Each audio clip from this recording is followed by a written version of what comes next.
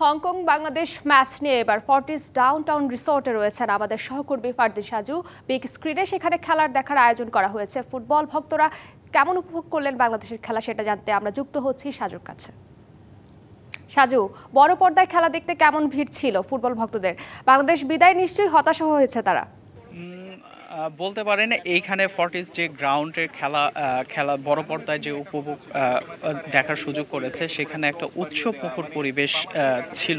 এখানে খেলাটি যখন শুরু হয় সন্ধ্যা 6টায়, তার আগেই আমরা দেখেছি অনেক দর্শক এসেছে এবং তারা একটা উৎসব মুখর এবং উন্মাদনা নিয়েই কিন্তু তারা এসেছে। যদিও প্রথমার্ধে বাংলাদেশ একটি গোল খেয়েছে, তারপরও বাংলাদেশ কিন্তু যেভাবে কামব্যাক করেছে এবং দর্শকদের যে উচ্ছ্বাস ছিল সেটি বলা যাবে যে অসাধারণ।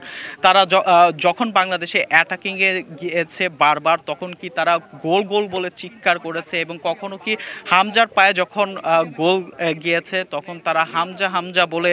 ওয়ালটন এখন দেশের সীমানা পেরিয়ে পৌঁছে গিয়েছে 50টিরও বেশি দেশে। ওয়ালটন ঘরে ঘরে বিশ্বজুড়ে চিৎকার করেছে। সব মিলে আমরা বলতে পারবো যে এখানে একটি উৎসব মুখর পরিবেশ ছিল এবং ফুটবল প্রেমীরা যারা ছিল তারা কিন্তু সবাই এখানে এসেছে এবং বড় পর্দায় যে খেলা দেখার সুযোগ সেটা কিন্তু তারা লুফে নেওয়ার চেষ্টা করেছে। আমরা দেখেছি অনেক দর্শক যখনই বাংলাদেশ গোলটা করেছে তারা কিন্তু একটা আনন্দ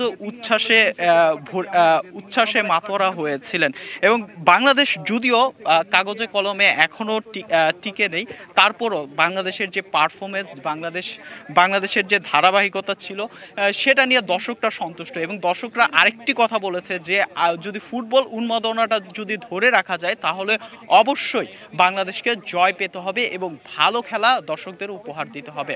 প্রিয়া, আপনাকে অনেক ধন্যবাদ।